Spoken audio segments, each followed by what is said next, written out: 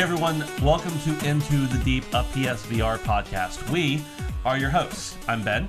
I'm Dustin. And I'm Phil. And we're here every other week for your viewing and listening pleasure. That's here right. on iTunes, Overcast, all the above. You would know if you're listening to us. And YouTube, the video show. The video show is on YouTube as well. So really just really happy to be here with you two fine gentlemen. And I'm really excited for this show. This show has been probably the longest of thinking about doing it and then finally getting it off the ground. Yeah. So it's finally to be here actually recording it. Yeah, and just a quick note, this set that those of you who are watching on video may be seeing is not a final set. So it's a brand new facility for us, so we're still making some revisions. Wanted to get the show out to you so that you can enjoy it and dream about us at night as we go along. So why don't we introduce ourselves in a little more detail? Dustin, let you go first. My name is Dustin Fuhrman, at Dustin Can Fly on Twitter. And I am one of the founding members of Handsome Phantom, this is a Handsome Phantom podcast. Oh, that's important to mention. So some of you may be crossing over from Adventure Mode, which is the show that I'm the host of. I've been saying I'm the lesser host of this show. I'm here for the ride. We value you equally, though. Yeah, I appreciate that. Yeah, it means a lot. I don't know. What is there to say? Do you want That's good. That's fine. That's me. Yeah. I'm here. Phil? I am Philip Neyman, at Philip Neyman on Twitter.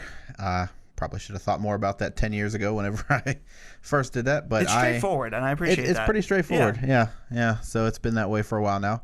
I am one of the, I guess we call it an editor at Handsome Phantom. I do 75% of the writing lately, so some of these guys need to probably step it up a little bit. I don't think that's right. Phil, why don't you push out a video review? A video review? We have two of them out. We do a video review. Yeah. That we have.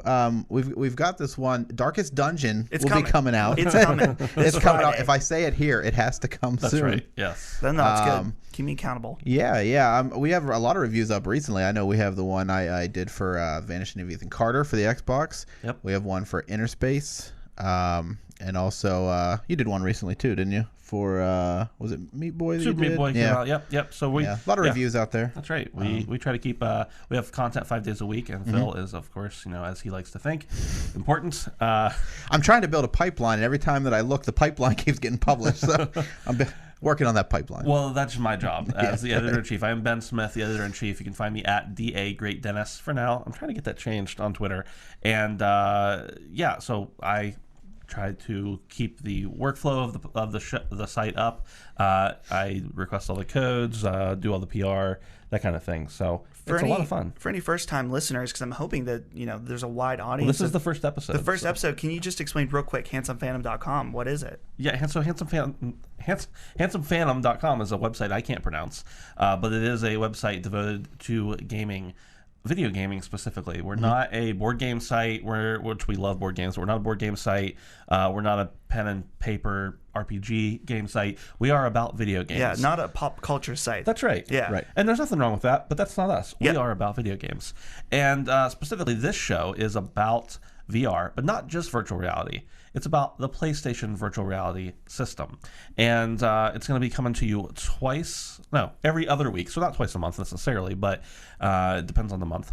Every other week on Wednesdays. And we just want to talk about some dang PSVR, boys, because we're about almost a year and a half into this console. We'll call it a new console. And the experience is just astounding. We have an adoption rate that's going through the roof at this point, at least for an accessory, I think.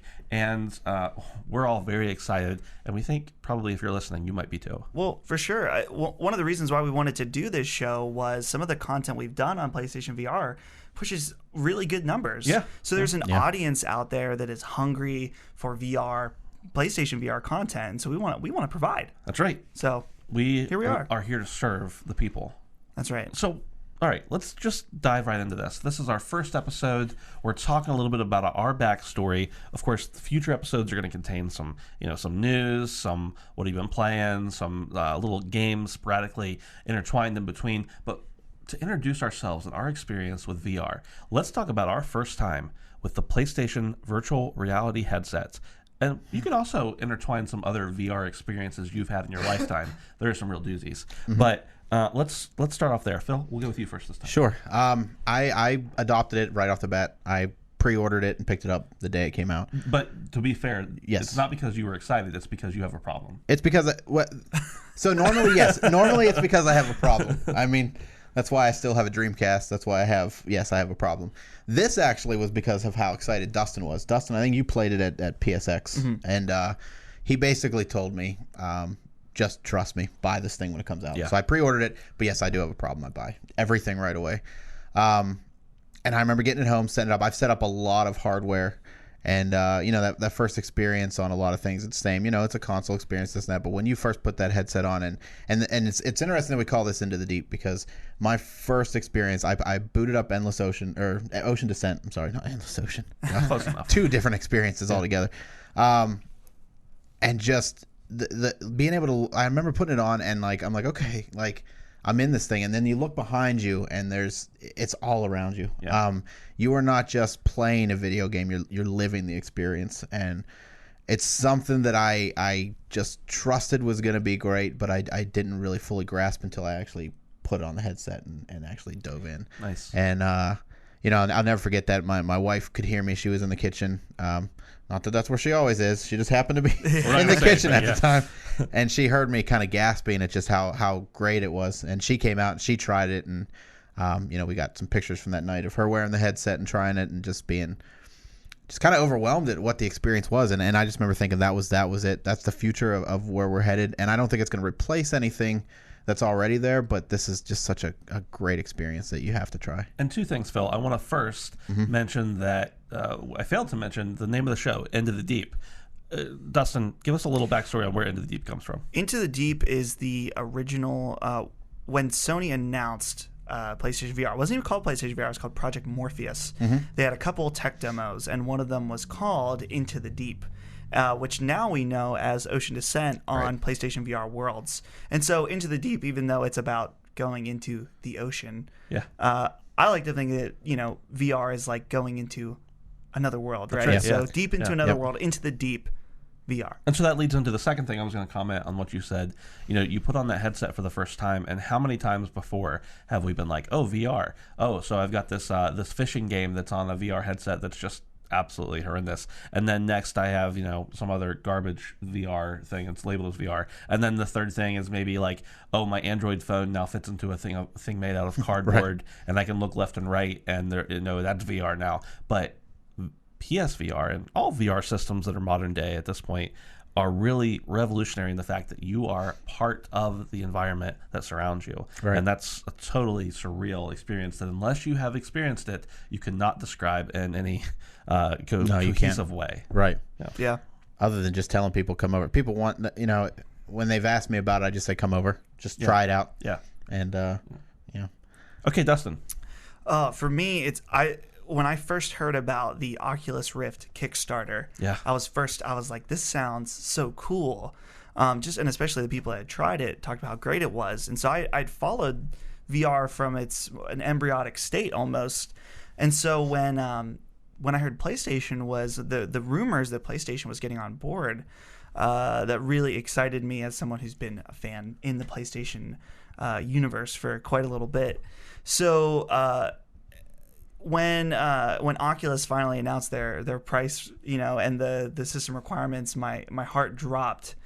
But I still had hope because there's this other thing coming from PlayStation. Right. So, I first tried it at PlayStation Experience, the second one that was in San Francisco, and the first thing I played was Eve Valkyrie. Oh yeah. Which was pretty intense for a very first VR experience, since you're flying around in a ship and doing loops and stuff like that. But that first experience, I don't know if it was accentuated by the 2.5 hours I waited to play it, but wow, it was. Colin Moriarty used to say when he was talking about it before, it's a come to Jesus moment. It's like a religious experience when you first try VR, and you instantly want more. So the very next day, I went and I played the London Heist demo, which was amazing because I already had this amazing experience. There was a seated controller experience, and then when you go into London Heist with the Move controllers, and it's like your hands in the game, it was it was unbelievable. And from that moment on, I was like, I don't care if it's the same price as Oculus. I don't care. Whenever this comes out, I'm pre-ordering it. I'm buying it. Yeah. Day one. So. Nice. Yeah. So my first experience was actually at your house, Dustin. Probably less than a month after the system released, and you had it at home, and you kept telling me for a while, "Hey, you've got to come over to my house and try out PSVR." And I was like, "Yeah, okay, whatever." And it was at a point where, well, my wife and I came over, I think, or maybe I came over by myself. I don't remember. You came by yourself. I came by first, myself yeah. the first time. The first thing I played was London Heist, and it was just so immersive. I fell on the floor, nearly fell on the floor at least at one point during the game, and that's just bad balance. I don't know, something like that. But it was certainly the most immersive thing I'd ever felt.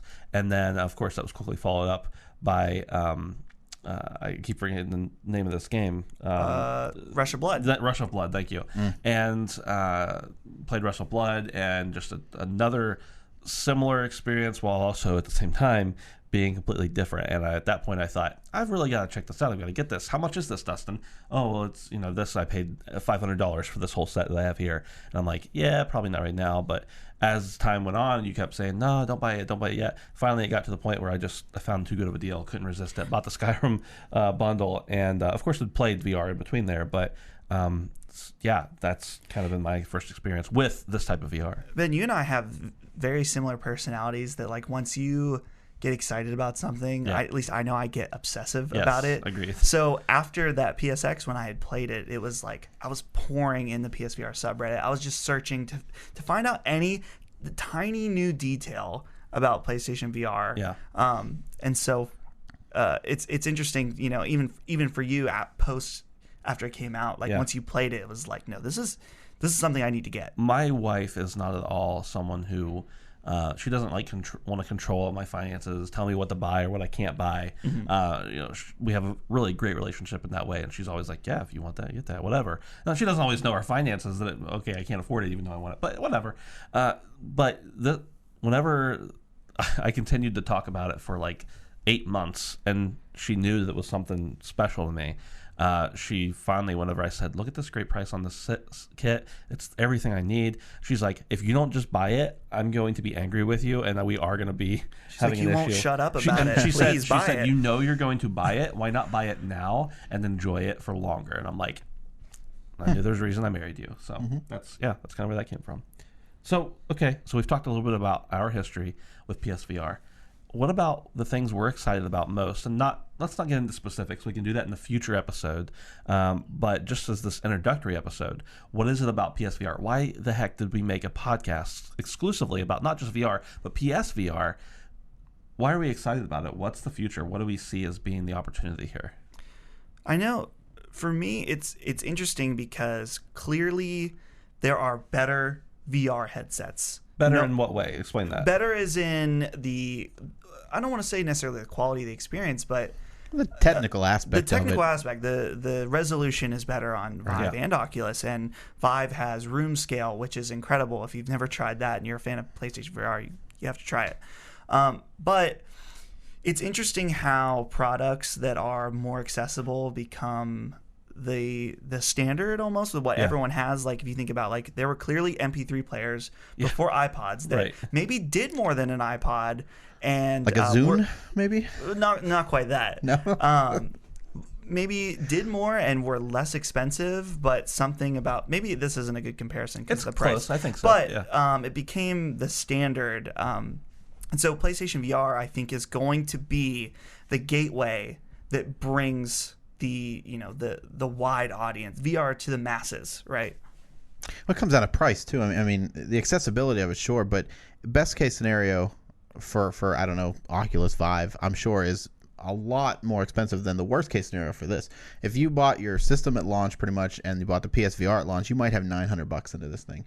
I don't think either of those other with the PC and the actual system comes even close to that. Like you're probably at least double, So people can afford this, and I think that was what got people into it originally, and I think now we're going to see the games actually start coming up to support it. And Ben, I think what makes me so excited about this show, and you mentioned this, is that when this platform came out, if you wanted the full experience, it was $500, right? And so Which for a console is like on point. It's on par. It's $500 Well, for an accessory. Yeah. So Is it an accessory though? Are we calling it an accessory? I don't it's call a it an platform accessory. accessory. I don't know. I don't know if it's an accessory. It is something that you need the base. Right. So it is. So you could call it not an accessory, but you have to then call the PS4 an accessory. That's a debate for another day. Yeah. Where was I going with this? Sorry, didn't mean to. You screw up my flow. The accessory thing, just I don't know. That gets me going. The price, the $500. Yeah. for an Okay. accessory. So people would ask me, well, was it worth it? Was it worth half of $1,000? And I said, well, for me, yes, Right. because I understand the limited library. I understand the different limitations.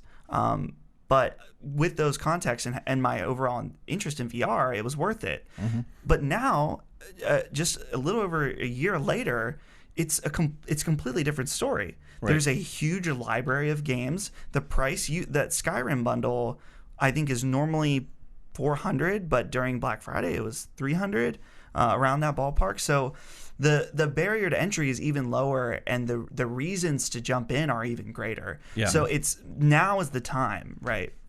And I think demos used to be a huge thing, right. With the PlayStation 1 and things like that.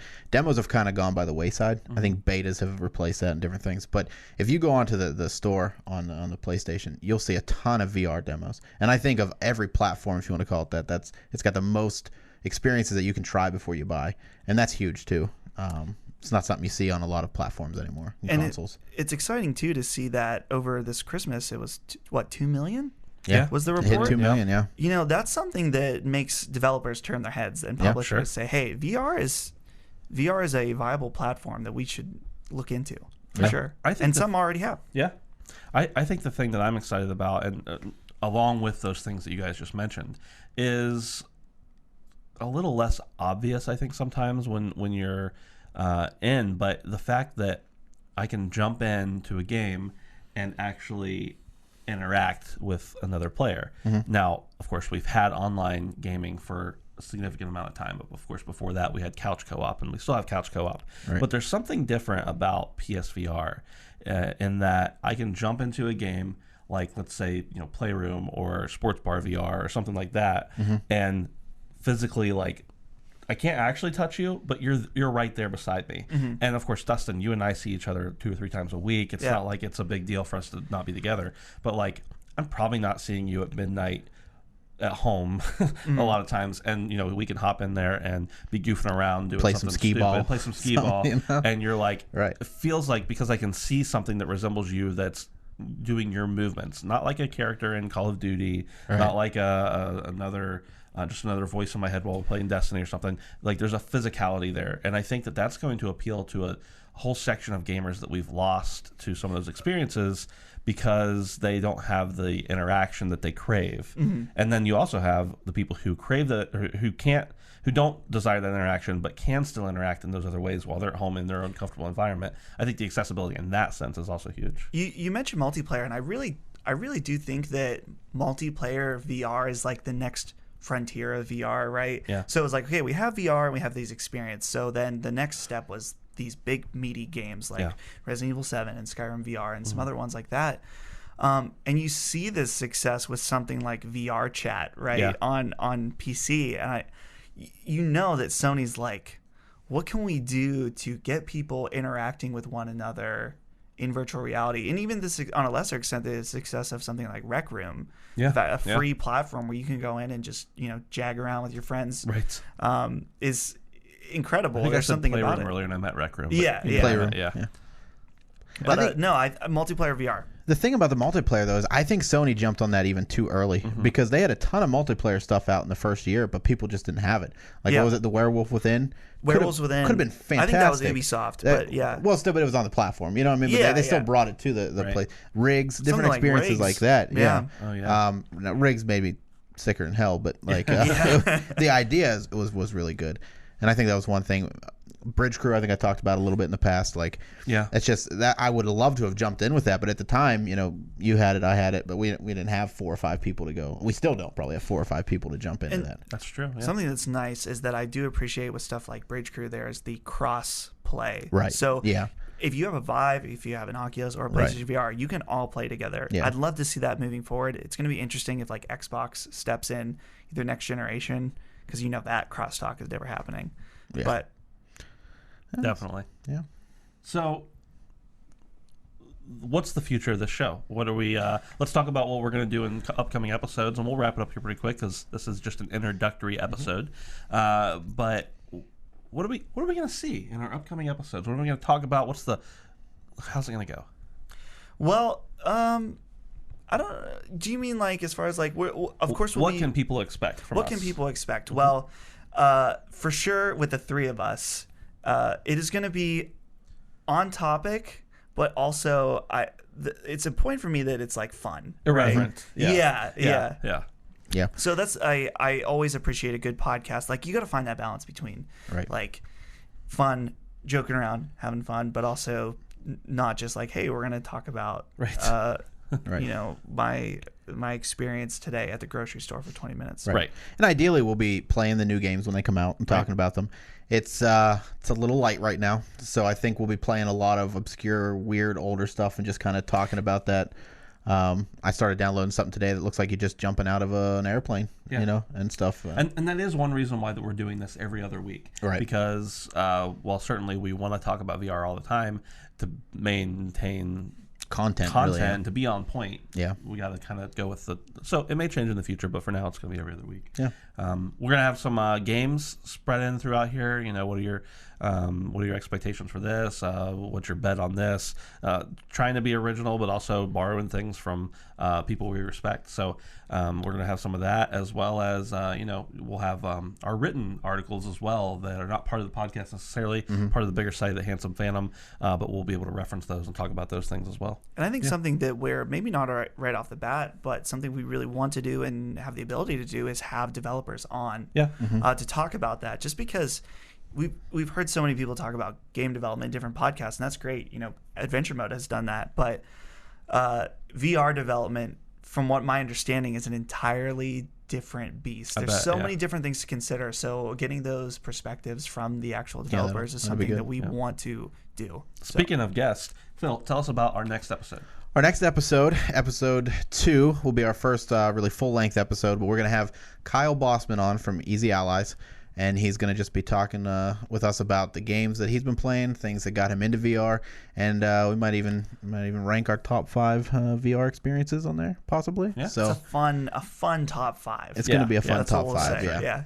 All right. So I think that's going to be it, unless anybody else has anything to say for this show. Yeah. Again, just very excited. We're Into the Deep, a Handsome Phantom podcast, a VR podcast specifically. I am Ben.